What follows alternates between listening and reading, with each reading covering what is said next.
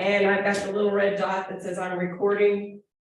So chapter 9 starts looking at physics from a different perspective. So up until now, for the most part, we've looked at mass as a point object.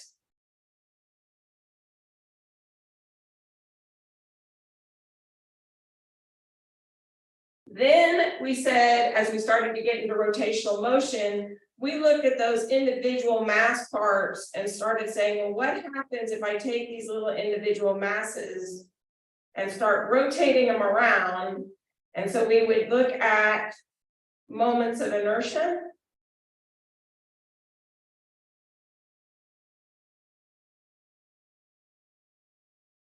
We looked at the fact that we might have a center of gravity.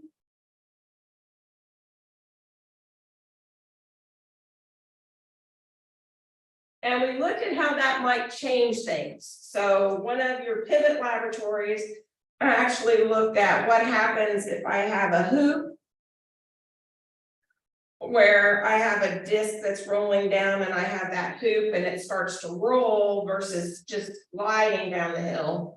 And you could actually see that there was a difference in if I was rolling or if I was sliding down the hill. But this whole idea about mass is kind of an interesting aspect. So let's think about this for a bit because we've covered a number of different things. One is we looked at conservation of mass.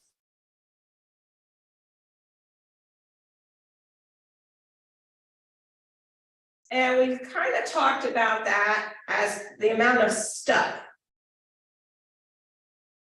And if we think about physics as astronomy or physics as cosmology, you know, when the Big Bang happened, we started out with energy, and then there's Einstein that says energy and mass are related, and we get all of that back and forth, and we start looking at this idea of stuff, but the stuff really is building blocks. Let's see if I can actually spell today. But we get the building blocks. And so physicists, that's a habit, we get building blocks, and physicists start looking at these building blocks, and we start thinking about what makes up stuff. Now, for most of us, we live in a physical world, and we start thinking of stuff as what's in the periodic table, right? We start looking at our periodic table, and we have all our lovely little elements over here. We've got this lovely little hydrogen that's in this corner. And this hydrogen is kind of special because the hydrogen is made up of a proton.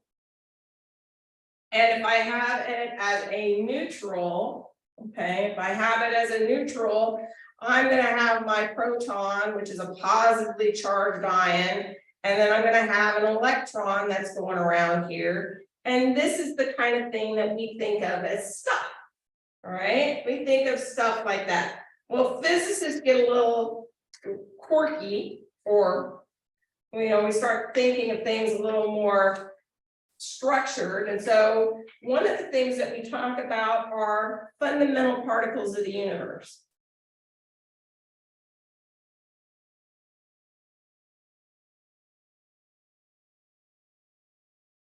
Because we're looking at our building blocks.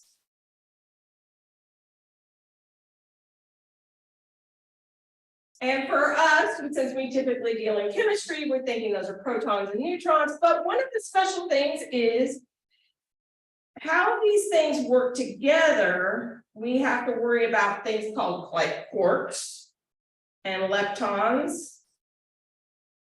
And then we have to worry about things that are force carriers. So we get these interesting things that are there. And what's interesting is our quarks, there's 6 of them, and they're called up and down, charm and strange, top and bottom. And they're interesting little gizmos, okay? They're interesting things because quarks are going to combine to be able to form what we are more familiar with, our protons, and our neutrons. And it's how these things combine together that will give us a positive charge or a neutral charge. And I'll tell you right now that this is where I stop in my world of physics. I like dealing with atoms. I don't get much smaller than atoms. So when we start playing with these things get a little weird. And that's just not where I play in physics. That's just not what I do in physics. But we also want to talk about our leptons. And these are our neutrinos. And this is the electron neutrino.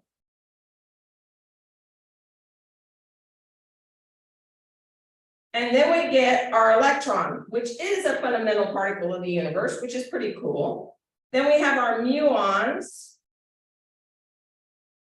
And that's our muon neutrino. And then we have our tau particles that we have here, and that gives us our leptons.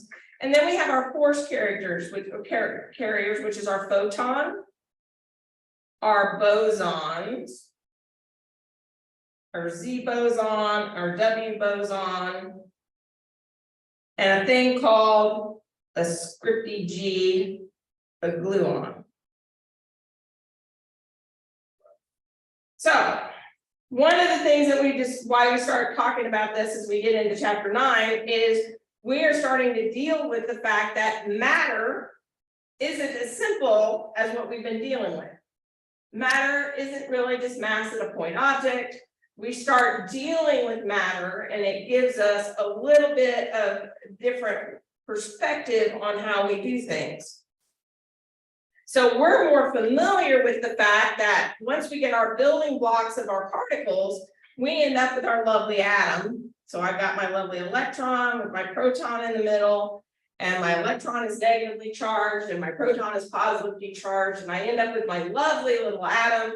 And this now has some characteristics that we can deal with. So we know it has mass. We know it has density because the density of an iron atom is going to be different than the density of a carbon atom, which is different than the density of a sulfur atom, which is different than the density of a gold atom. So we get things that work like that, but we also get interesting properties like conductivity. We get size changes depending on the number of protons and neutrons that we have, how reactive something might be. All of these things come up with what we actually look at, the smallest building block of something that's going to have the same characteristic. And we look at those as our elements on our periodic table.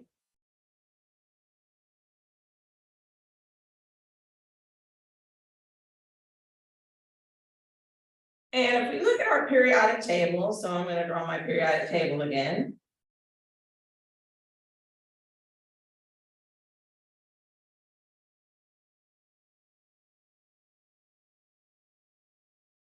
So I got my periodic table, and we have our lovely transition here. These are our nonmetals. These are our ideal gases or our noble gases. And these are our metals. And if we remember general chemistry, usually we end up playing with this part of the periodic table and this part of the periodic table. And we don't necessarily play with our transition metals. These are our transition metals.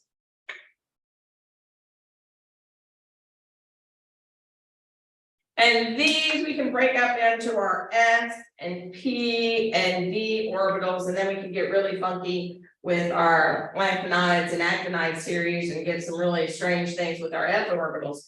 But because where I'm at in my periodic table is going to give some of these characteristics that we're going to start to play with and start to look at how the matter is going to interact with each other, which is going to lead to some other interesting, cool stuff, right? Interesting, cool stuff. So we're in physics class.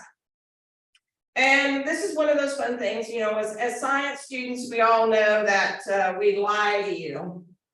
You know, we start way back in and we lie to you, you know, but it turns out that our lies work out pretty well. You know, here on Earth, Newtonian physics works really, really well. But then when we start trying to explain other things, like when we're going really, really fast, like approaching the speed of light, Newtonian physics isn't going to work very well. When we try to deal with, you think about the ideal gas law.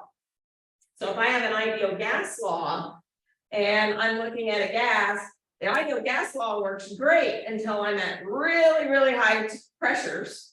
And then things start getting funky. Or if I'm getting really, really cold, things start getting funky. So as long as I'm in a nice, happy range, I can use an ideal gas law and make assumptions that the size of my air molecule doesn't matter. My air molecule can act like a billiard ball. They're not going to interact with each other. So those are things that we can use to model and explain things. And that makes it a little bit differently. So we start out with, what are our states of matter? So let's talk about states of matter. Because my states of matter are important. And how my things are going to interact with each other is going to also be a little different for what we're dealing with. So I have my states of matter. Now, if I'm in chemistry class, we usually work these out as solids, liquids, gases, and we leave it at that.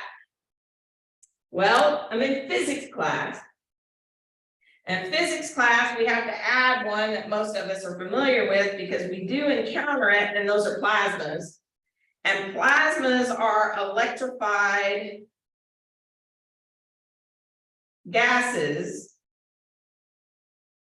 that have unusual behavior. So if I'm dealing with a neon light tube, I've got a plasma. So I get these weird things with plasmas. And plasmas will allow us to do a lot of cool stuff. So if you know, you can think about those, they're usually going to be very high in temperature. They're very electrified. They allow us to do a lot of things. So gases, so this is also an ionized state. That is an ionized state, has electromagnetic properties. We get into some interesting things. So most of us are familiar with gases. These take the shape of the container.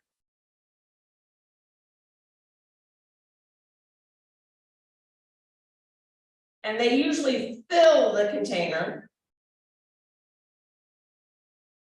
There's generally little interaction between the individual particles. So if I think of my balloon here, that's got gas molecules. These are going to be bouncing off and moving at different states.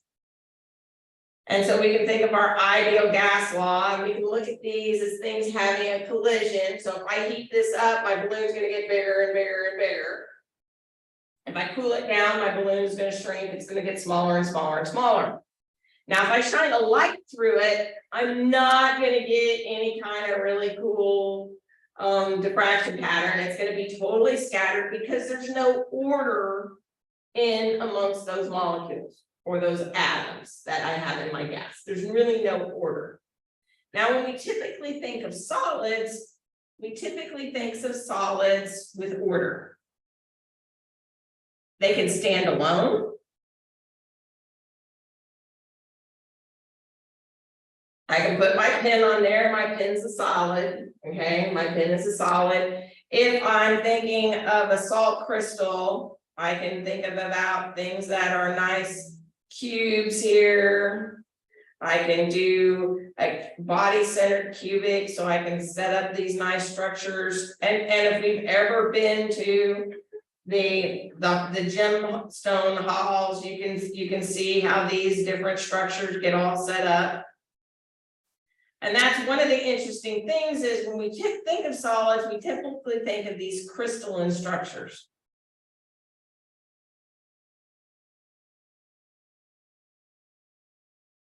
And we're going to actually look at that here in just a second when we're dealing with things.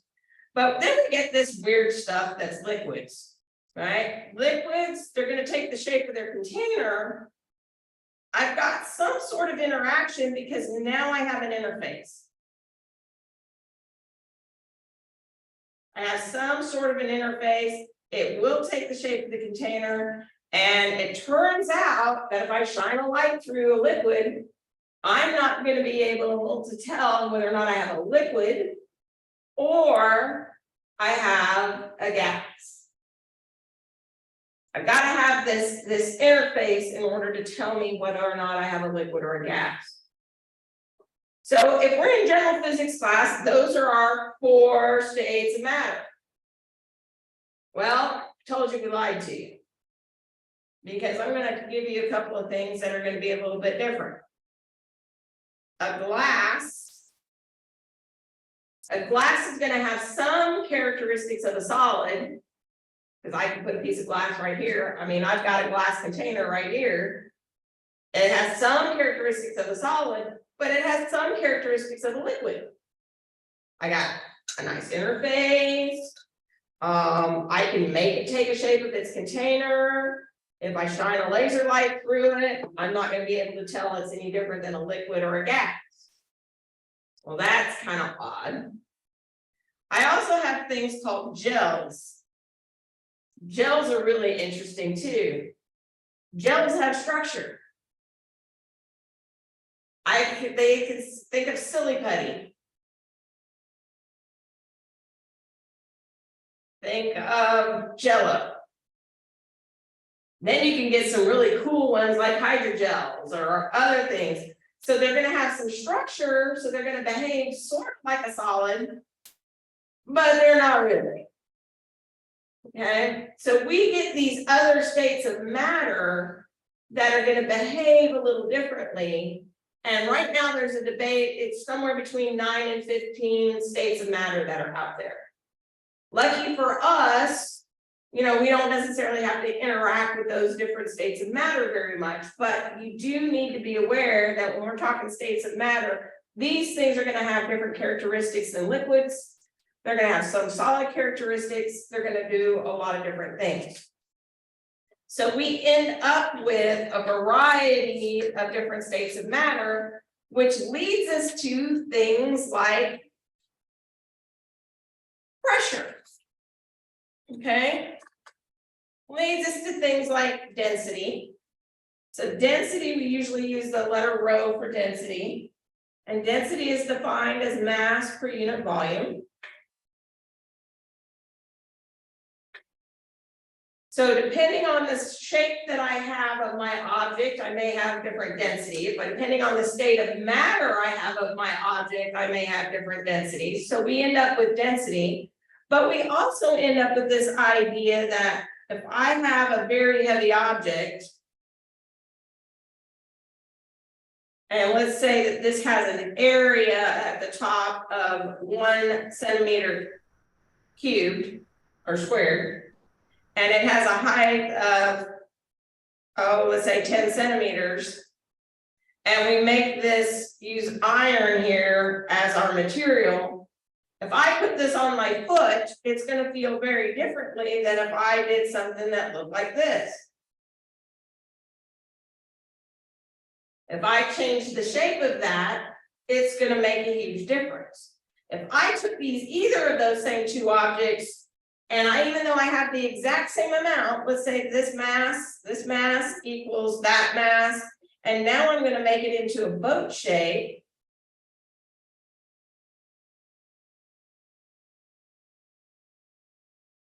So we've got it into a little boat shape, and this still has the same mass, but the volume of that thing is different.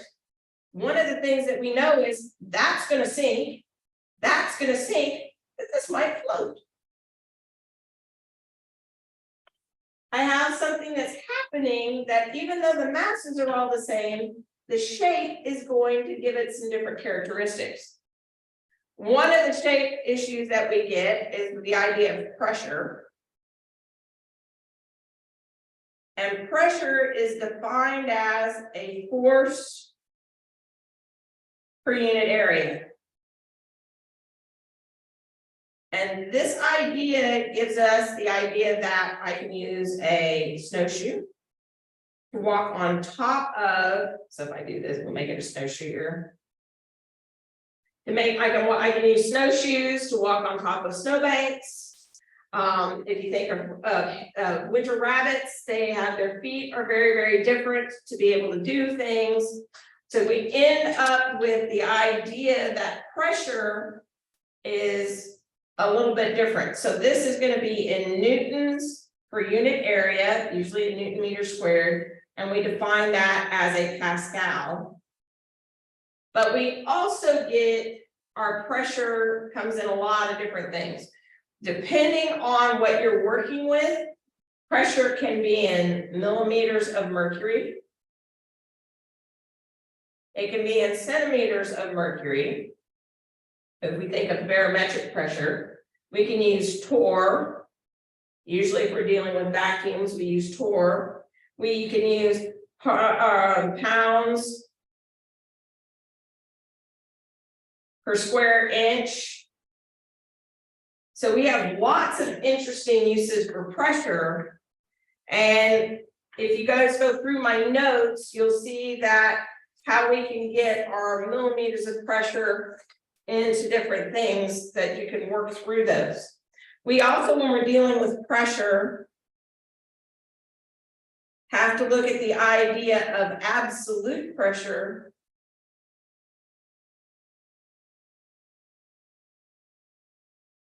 versus gauge pressure.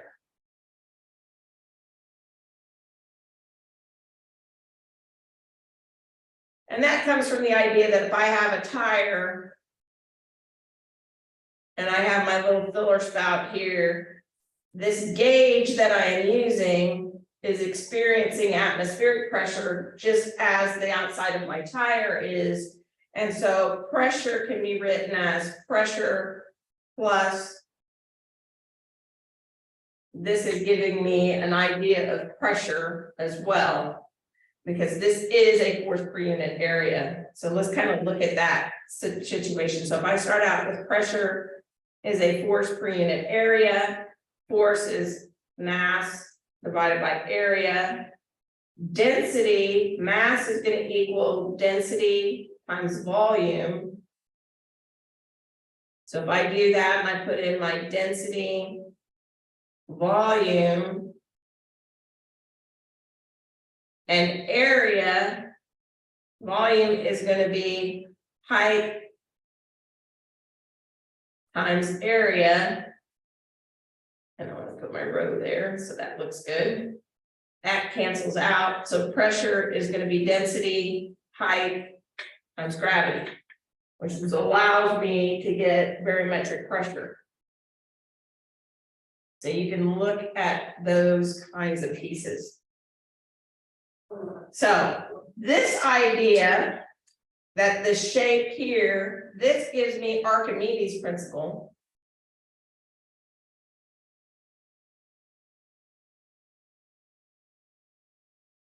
So Archimedes' principle gives me that one. I have something else called Pascal's principle. And Pascal's principle is really cool when you're dealing with liquids. And it's a characteristic of liquid. So Pascal's principle says that if I have a liquid,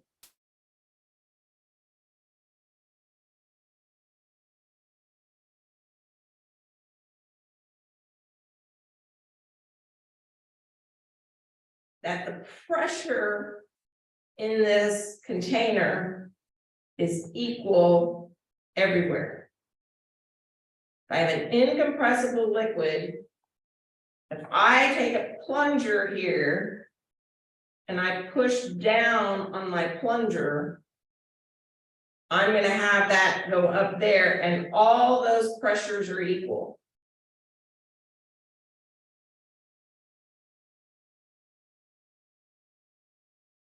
So this is what's going to allow me to use hydraulics. So that gets me my hydraulics. So I can weigh the scale at the truck, the truck stop is gonna use this idea of Pascal's principle. The car lift that you have in a garage is going to use Pascal's principle. So I can use this principle here, because if I know the area, again, this is force per unit area, this force per unit area has to equal the same. So I can use this as a tool, and that's what allows me to use hydraulics, my brake lines. A lot of things are going to be utilizing Pascal's principle. The other thing that our book chapter gives you is looking at stress and strain. So if I take an object,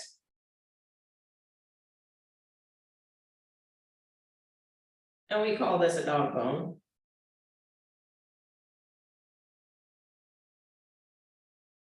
And I can do this in terms of steel, I can do this in terms of plastic, I can take and clamp this and start pulling this apart. And we can do a plot of a force times a change in length. And if we do this plot on a force and change in length, it'll usually start out as a nice straight line.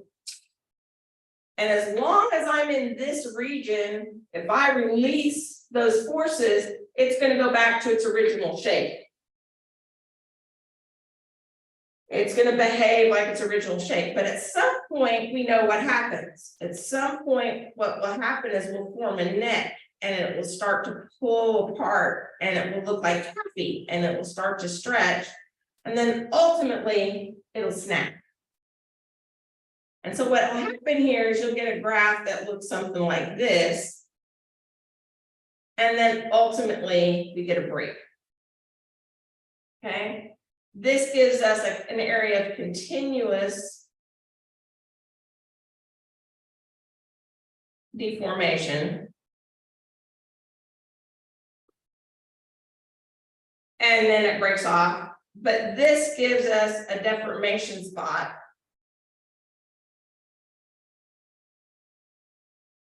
And you can also use something that's called a yield point. So we get some interesting things that are in there, but this gives us the idea that our materials, depending on what our material is going to be, we're going to get a different characteristic associated with that material. And this gives us our idea of stress and strain. The other thing that you have to look at is if I have a block or a piece of paper. So I've got my piece of paper here. I can pull it like this, and I'm not seeing much difference. But I can also do this. I can apply my forces across the diagonal, and I can get a pull here. So we get some interesting things that happen. I can also do a push.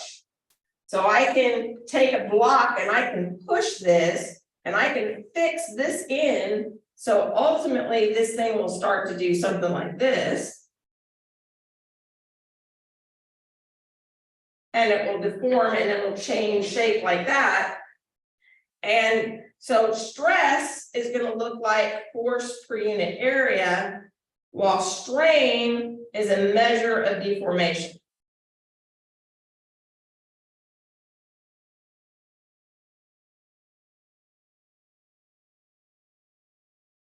So we get some interesting aspects of the deformation. And it turns out that stress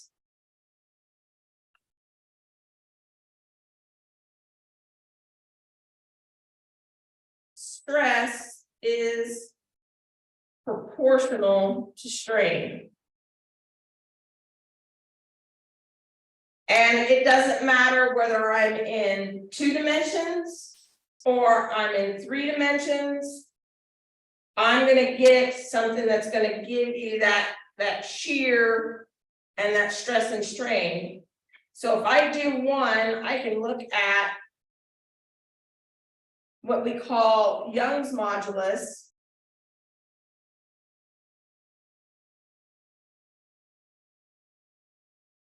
which gives me the force per unit area is going to equal this times my change in length over the length. And this is dependent on the material.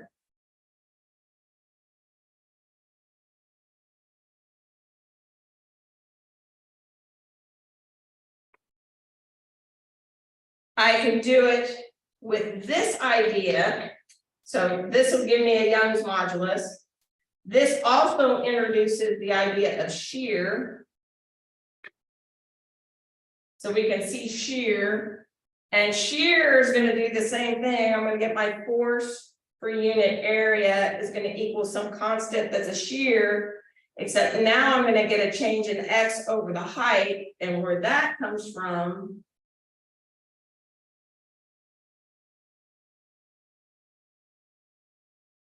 If I do a shear, this is my delta X, and that's my height. And then I can do the same thing looking at a block, except we're going to do it a little differently for a block, because I can put pressure on my block from all the directions, except we're looking at the change of the force per unit area. And then we have something called, we're going to do it negative because we're going in the opposite direction. And that's going to be the change in volume divided by the volume. So if I put pressure on all sides of that, how it compresses, and that's something that's called the bulk modulus. This is the shear modulus. And again, these are all going to be dependent upon the characteristics of the material.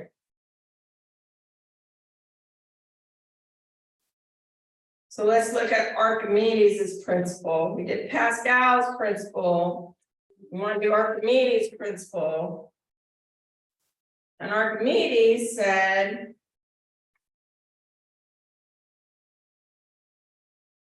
any object,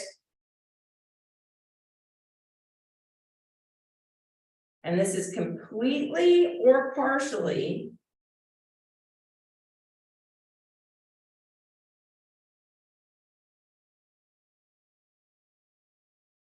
submerged in a fluid, is buoyed up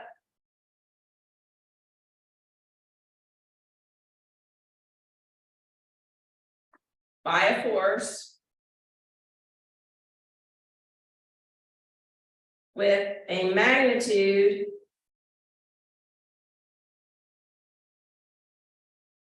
equal to the weight of the fluid.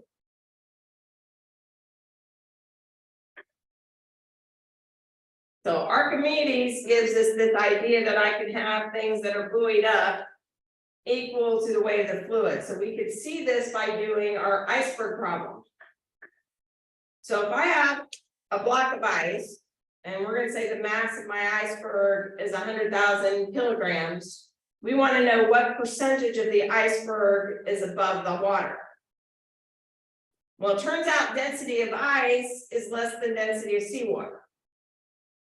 So I can look at the volume of the iceberg, because I'm going to look at the volume of ice, and I can look at the volume of the saltwater displaced, which is going to be the mass of the iceberg divided by the density of the seawater, and I can see that it's 97 meters cubed. So my change in volume is what's going to be amount of the ice above the surface. And if you remember your rule of thumb that says 90% of the ice is going to be below the surface of the water, we've actually shown that that's the case.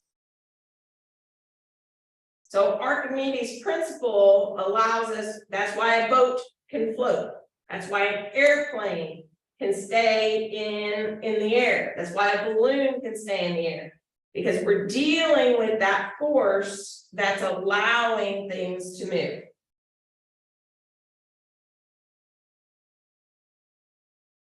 And the last one that you have to look at for this chapter is Bernoulli's equation and Bernoulli's principle. And this is where I encourage you to go look at the other videos, because I have a hard time drawing my Bernoulli. But the idea behind Bernoulli's principle is it has to be a mass flow. You have to think of the mass flowing through a pipe. So all the mass that's flowing through the pipe here has to get through the smaller part of the pipe there. And it works for a gas or a liquid because I'm getting a mass flow through my pipe. And so you can actually look at the area and velocity coming out. Because I can't have it build up, because if I have it build up, then things aren't going to flow through the pipe. So I'll get that mass flow through the pipe. So I encourage you to go watch those videos there. And it's an ugly equation, but those videos simplify it really nicely. And it just comes down to a change in pressure. But Bernoulli's equation is also what's going to allow us to get lift over a wing and get it to raise up. So the good news for you all is that for the final, there aren't too many of these problems on there. They just are really looking at how the material does change, and looking at our state of matter really comes in to having it work out. So I know you got a lot of left things to do left out here, so I'm going to stop sharing the screen. There we go.